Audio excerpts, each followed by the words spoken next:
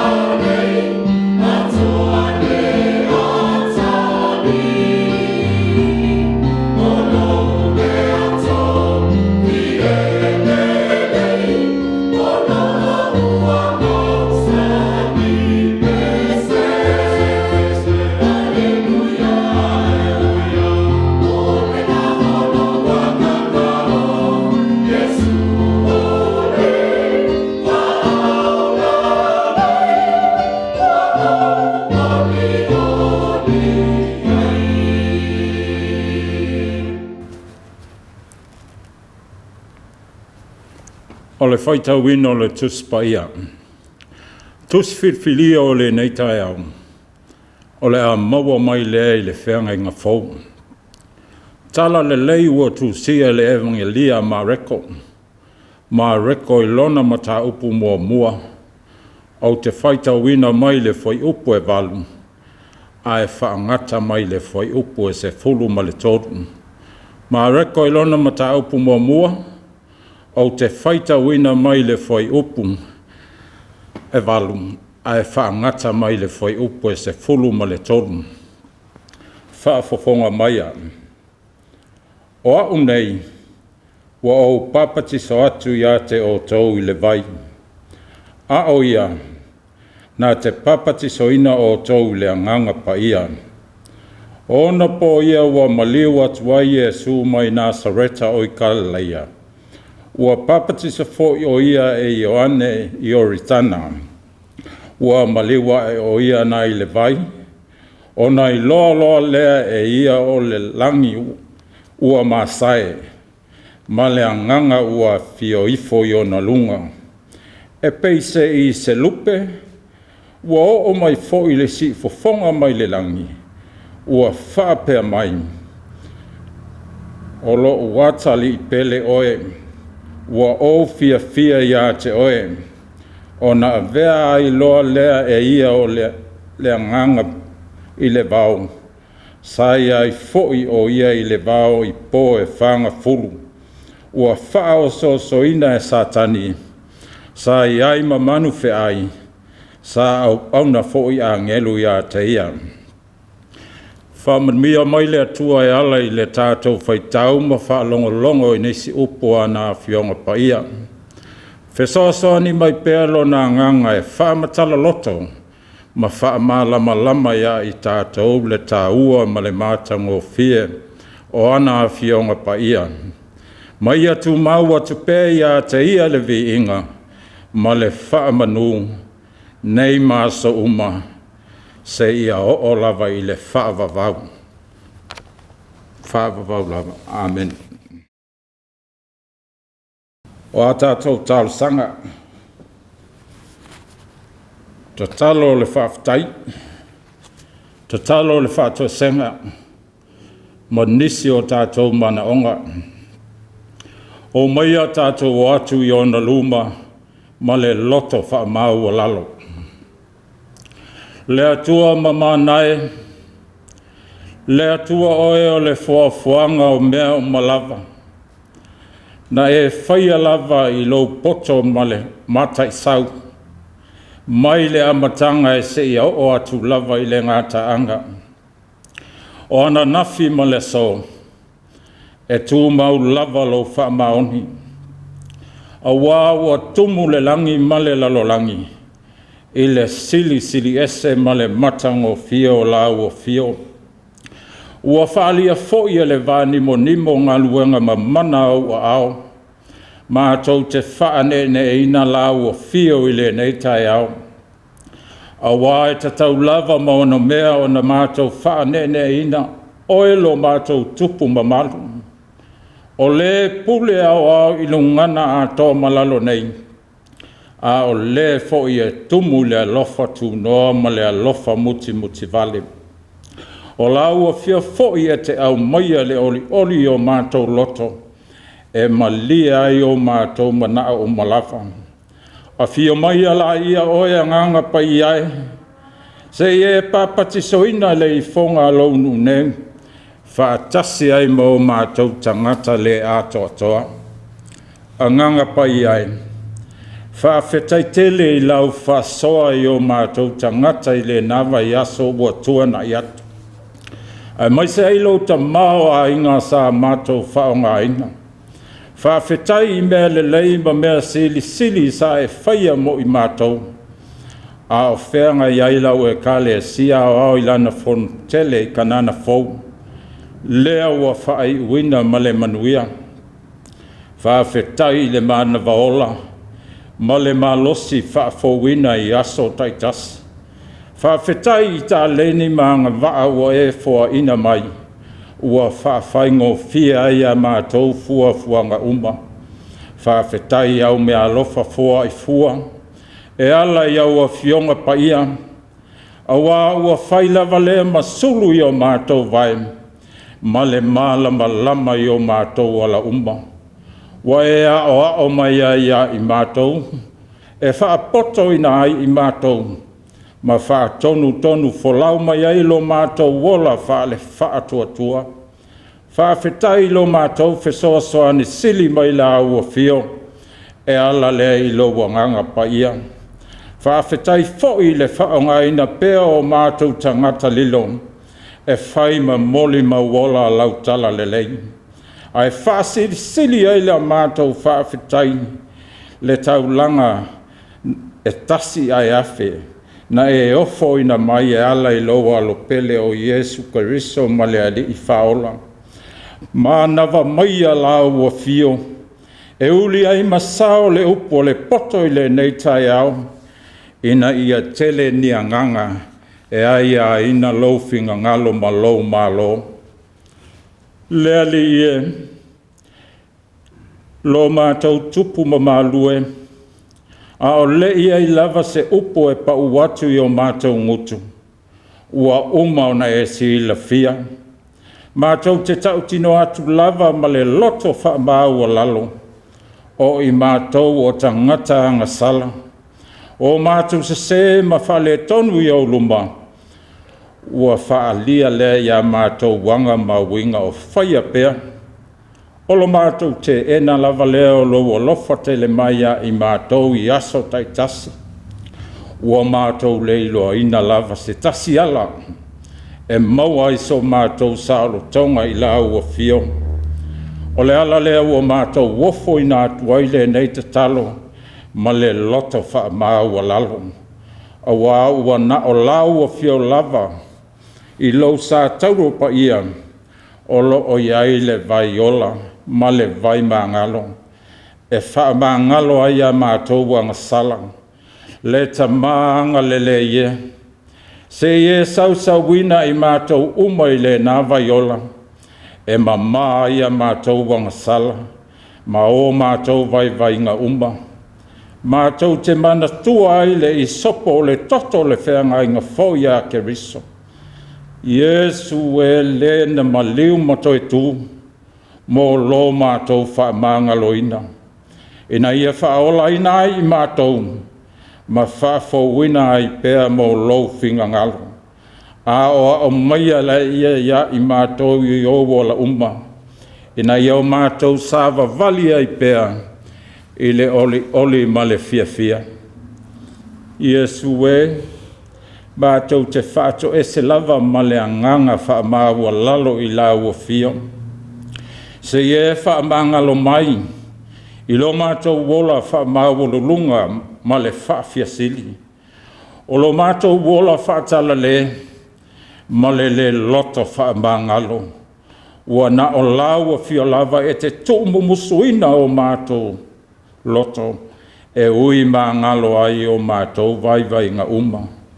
O se ma whaale tonu, se I e lofa mai ma wha mangaloina I mātou. O le ala lea e la ngona ai, lo mātou mawhana, I le pai mai o la ua fio. Pei una e whetalai mai, Ia mātou o le atu I la ua fio, ma le loto mau lalo ma le whātua moni, ona e whaia leo se loto fau mo I mātou. O wā o la ua fio lava, e toa atu I ai le au pe au o mātou whaanoanoanga umma, ma o mātou loto mā whatia. A fio mai ala ia oe anganga pa I ai, e te tauto loe ina mo I mātou le I whonga nei, e manuia ai o mātou whaiwa I le nei tai au. Mātou te manatua ai lau e ka le sia o au I Amerika Samoa, I le lau mua I kanana fau ma le ofisa tūti tonu, ina ia solonga manuia fuafuanga uma, a wā se lumanai manuia o le au whātua ma le au kerisiano. Wha manuia e kolisi whawhaife au, e pei ona iei, kanana fau o mālua pi ulo ma moa. Wha manuia ia o a o whaolioli. Awa lo lātou wala awina. Ia whaupenga ina pē wivi ai mo mea sili. Alo whangia fo I whainga mālo e lua sasae masisifo. A tau nue leo pō se lilo ina I o tātou uso I tua oi. O lo awha ina I lātou le lau wao le tau le matangi malolosi ma ngalu mawalurunga. Se I o tātou mana tua ai la tātou tatalo. Whamanuia fo'i le tamaitai palemia le sao whapito malana ka peneta. Awa se manuia o tangata Samoa. Whamanuia I a li ima tamaitai fomai. Awa le ola soifua maloroina o tātou tangata. Whamanuia fo'i I a li ima tamaitai malo le malo. Awa le tausinga o le saunga le mo tangata lautele. Whamanuia na I o tātou uso lo ngā lulue te tono le military. Whamaise fo'i I o lātou tangata ua whano lātou wola I te tono le military. Whamanuia le au misionare ma le ngā luenga whātālai. Ele e whaingo fie. Ai maise ai fo'i e ua sawa ina ma tangata vale ina. Ia I pēr lo file mo. Whamanuia I tama whanau o si o tātou o tunu. O lo sa ili mā lo I whafo, ona o ta alonga po ngā luenga foi. Whaamanuia lo lātou au ma wai a tunu ma mau. Lea li ie, se ie tu umumusu ina loto o taitai o malo, o Ukraine malusia, o tau o ma whewaiwai a inga, pa ia tu ia ilo file mu, e toa file mua I mea umma. Mātou te si mana tua fo'i le nei tū la le whamai pipisi o le COVID se fulu iwa. Ua tau wau ina iso fo mai ma mate o le nei la lolangi. Ai mātou te si mai atu lava I lau o fio le fo mai sili. Whamanuia de tamaitai palemia ia te sinka male awaa. Awa se manuia o nei o tātou tangata. Whamanuia foi I maota ngase lo whātau tolia ai nei o tātou uso. I te tono maota malawa. Se ia lo whangia ia suia le tino mai le tino fōu. Whamanuia foi pe a whai e toi taliu manuia mai le usunga whono o Mātua o le pulenga. Whamanuia le au whainga luenga tutofia le pulenga I whale sātai tasi. Manuia tupulanga talavau. Se ia pa ia le malosia le nu. Manuia foi na I o tātou ainga. Whamanuia I alo ma whanau o lo whainga luenga malolosi. A wale tau singa o tātou ainga mai kalesia. Manuia le toe taliwatu o whanau ia o onga I le nawa yaso. A o se teimi foi o I luma. Mātou whaalongo I lo feta lai mai. La unga la ua fio, ngā tia le au na whaatau waa. Ai a alu lava ma le mana le upua la ua fio. O a mātou tālu sanga ia mātou te ofoina atu I la ua fio. Whātasi ai ma te talo leo a le tangata lava ia. Ia whaia pe e lo finga ngalo e leo o mātou loto. Ua mātou wole ma wala awa tuai nei. E le swafa mamalu o Iesu Keriso ma le li I whaola. Amene. Tātou pepese, ma whaamanuina lona swafa I le pese se lau lima se fulu. Se lau lima se fulu le vi inga o le atua. Oh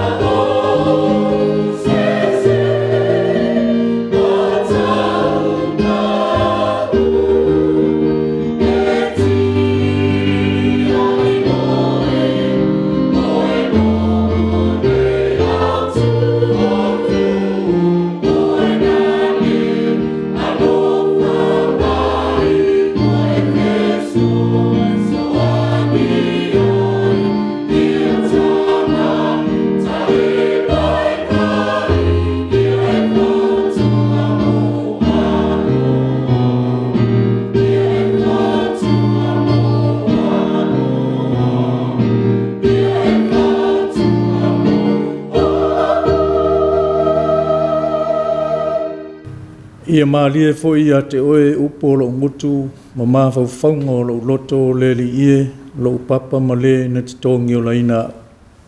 Amene. O le launga i le swafa malu o le atua le tamā, le alo ma le nganga pa ia. Amene. Mareko na mtaupu mo mua o le whaipo sifululua ma le sifulumaritolu, o le matua o te Faitauina. Nave lo ai lea o ia e le nganga i le vau. Sa iai fo i o ia e le vau i po e whanga fulu. Ua whaau so ina e sa tani. Sa iai ma manu fe ai. Sa au ona fo i Āgelu ia te ia. O le manatu Autū o le launga na mai le tusi Faitau aso. Lagolagoina e Āgelu. Lagolagoina e Āgelu. O mawhauwhaunga o le nei vai aso. Ola ma le wha moe moe, wha tasi ma ti ngā ma le atotoa. Tā ofi mawina e le wha moe moe. Ola ma le wha moe moe, wha tasi ma ti ngā ma le atotoa. Tā ofi mawina e le wha moe moe. O le Lagolagoina e Āgelu, o le whailonga o le āwai mai o le atua. Ina ua whaoso so ina Iesu i le vau i po e whanga fulu, sa iai ma manu fe ai. O se mōli mau i le alofa o le atua. O ia na te le tūlā fo ina, lona alo e tō tasi. E taimi o ti ngā malele ato toa. Ai whapea fo i tangata o lo saisai tia ma mana o mia le fia lave ina. E le tu la fo ina i la tō e le atua. Ai e le upu whapea. O leo langa e au noa ma whainga tā ma whawhita uli. O leo langa na e leo ngā eskerisiano na o lai. Au a o tu atu o whainga tā ma pupunga. O lo whaataritali mai e imanui o le atua mō le tangata e tu mau i a te ia. Le tangata e tāofi mau le whamoe moe. Lona soifua au auna, ma lona soifua tau mawhai mō le atua ma lona whinangalo. O iei se whamoe moe le tusi o Mareko. Ina ia o atu le tala le leia Iesu ke riso i tangata uma. O le whamoe moe whamalosi au ma whaaloto tele i kerisiano i Roma. Ai maise le lalolangi i la tau o whea ngai mo puapua ngā ma saua ina. Whaaloto tele i nei a malolosi maola. Tā pena i pea mo puapua ngā o lo oli mai.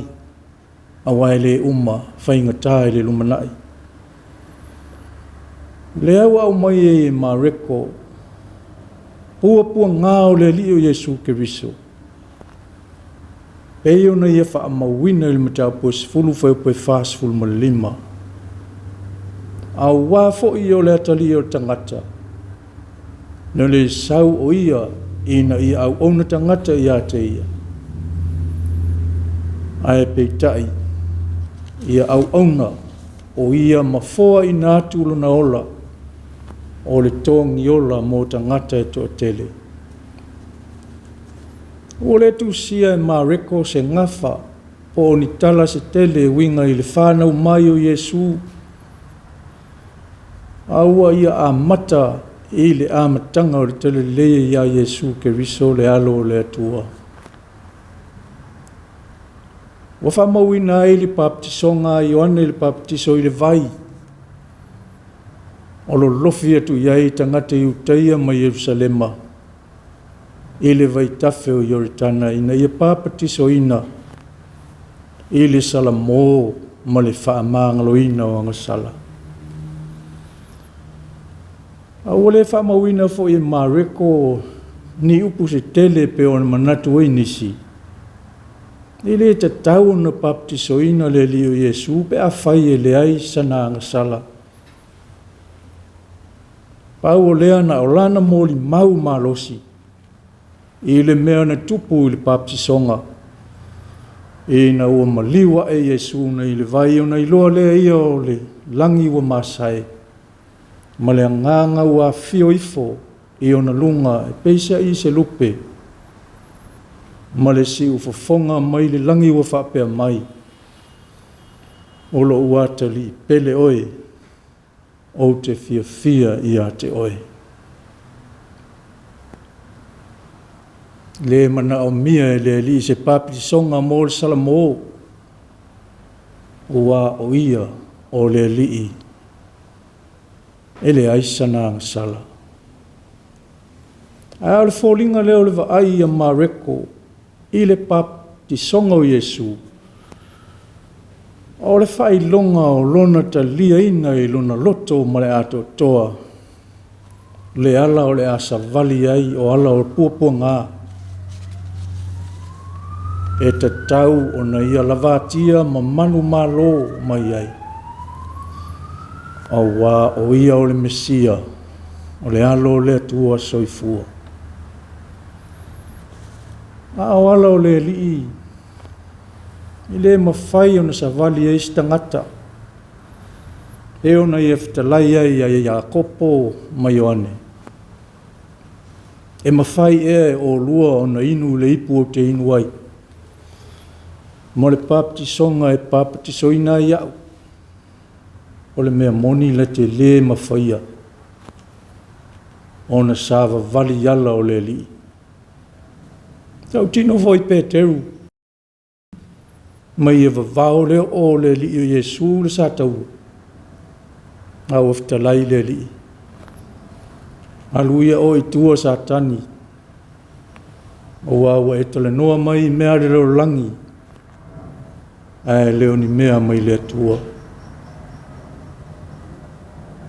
O le fio ifo le nganga pa ia peise i se lupe. Te tō ma natu ai, ma au mai ai se wha manatu i le file mu. O le whailonga o le ola ma le manuia mai le atua. O tari tusa ai ma le tala o le whaafanga, sa so ona nunumi le lalo langi maua ngao na ufitia i le pouliuli. Ai na fe ngao yo iai le nganga o le atua i le whangatai. O le nganga o le file mu ma le ola ma le manuia mai le atua. Na te toe whaola ina le tangata ola i te tonu o whainga tā ma puapua ngā. Ma le ato toa. A o le si ufafonga mai le langi. O upu lava o lana fionga pa ia o toi whamanatu mai ai pe o na whamauina salamo ma le perifeta o Isaia whai mai. Olo uata li pele oe. Whaauta i la ua ona. O te tāwhia o iei lunga. O le na o filifilia. Ua fia i ai lo loto. Ua Autū i nātu lo nganga i ona lunga. Na te avatua le whamasinonga monu ese. O lo whamatala ina e mātai o maluka le whaoso soina o Yesu le vau. Hei tai o Mareko ua ia le whaamawina le tala. Ai pese i wa lava le ai o sana mōri mau i lea mea. E tau mai ai. E le tai i ai se leanga. E le tai i ai sa tani ma manu fe ai i le li o Yesu. E na ona lātou maali lili, ma o lātou solo muli ma fefe. Awana ona whai mai, sa iai ma manu fe ai. E nei loa po le asa lātou mea na whai i ai Yesu. Na ona lātou fifi le mu, de ai so lātou mālosi na fia whaalia. Ina ua au ai le atua sili ese. Whailonga o le manu mālo le li. I le amatanga o lana Gāluega tālai. Ma o le ata fo i leo i loa i lana Gāluega atoa. Nei e tutuli ai te moni. Nei e whaamalo lo ai mai. Mai e te tala nonoanga. Whaasa o loto tangata. Tau mia i le anga sala maliti a polo matautia.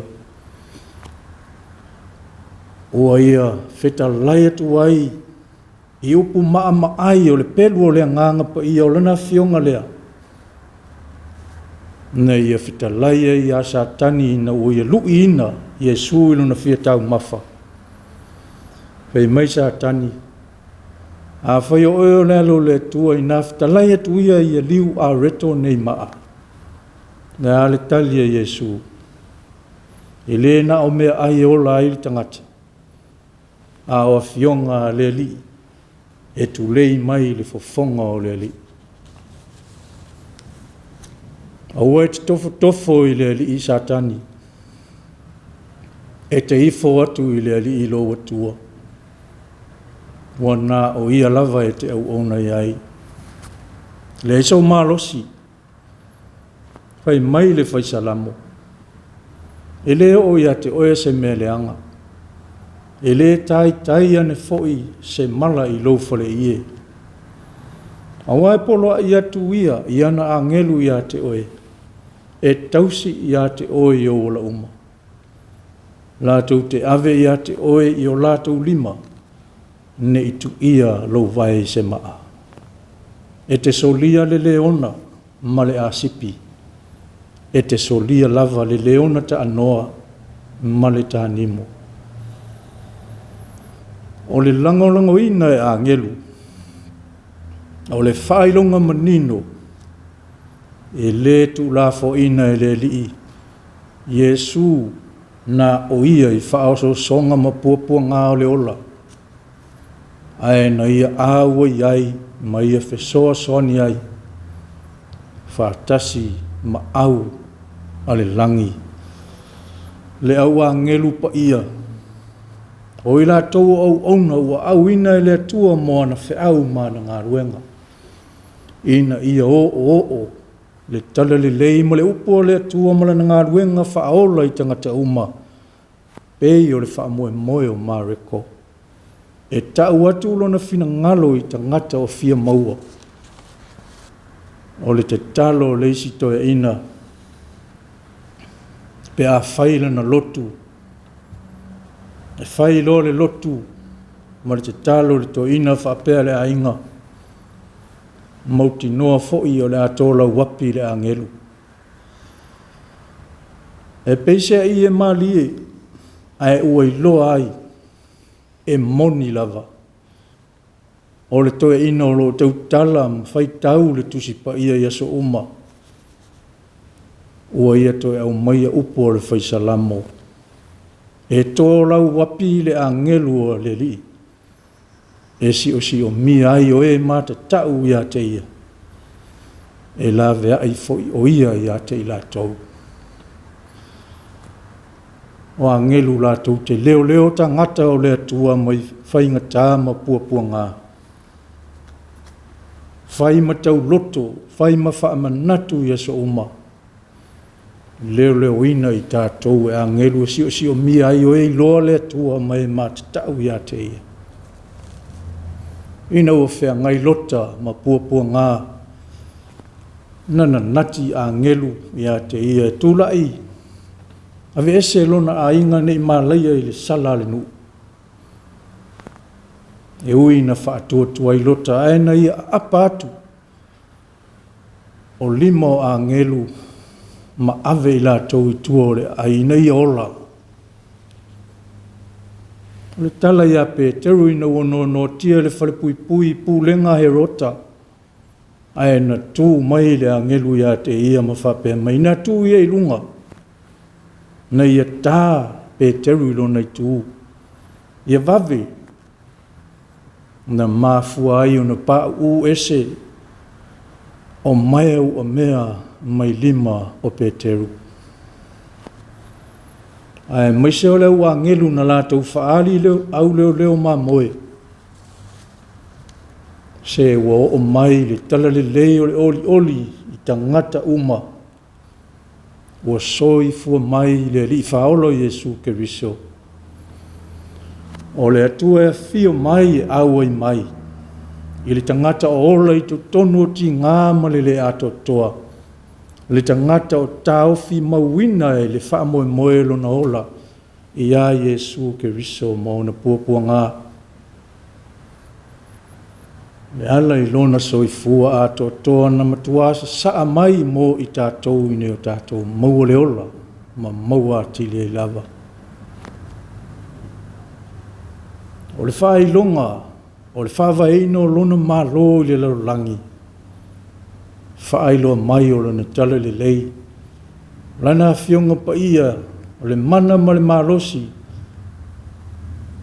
E te atuai i le ti Apolo masatani. O le tala le lei wha alotu tele ina ai ta ngata kerisiano o popua ngā. E le ngata i nei aso. A o le lumana i wa e whenga i pēr le au kerisiano ma whainga tā o le olanga. Sa tani lava ia. Whealu o luai, tau mawhai e whaaleanga, ma whaase, ma whaososo i tangata o le tua. O le whamalosi, ma le whamanatu, ma le tala le lei. Mana o mea o le tātou lango, i le Gāluega le atua. Whātuina o lona mālo i le lalolangi. Pei o na wala awina i ai tātou taito tasi. Mai se le nei Faitau, whenga i ai, le tele o tele tonunga, o le masau o le poto, o whainga whaona pō nei, o le pule ma le whiama malu, ma le malosi o le tamau ainga.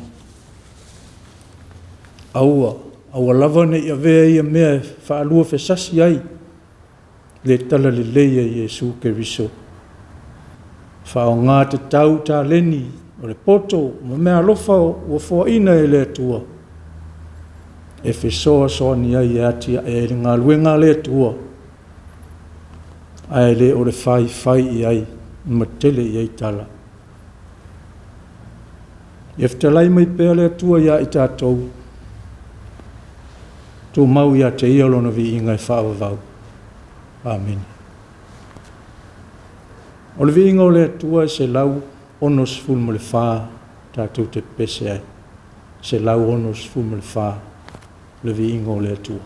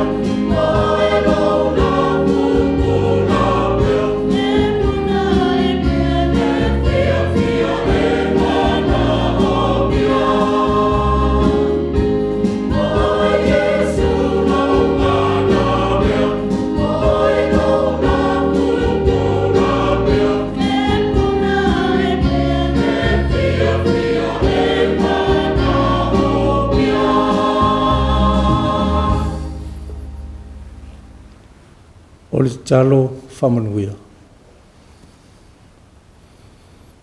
Tu mau mai o mātou lunga, malunga o lau whanau le lalolangi atoa, le manuia ma le file mu o lau o fio le atua le tamā.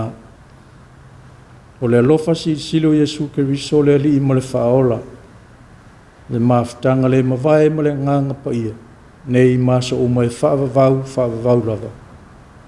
Amen.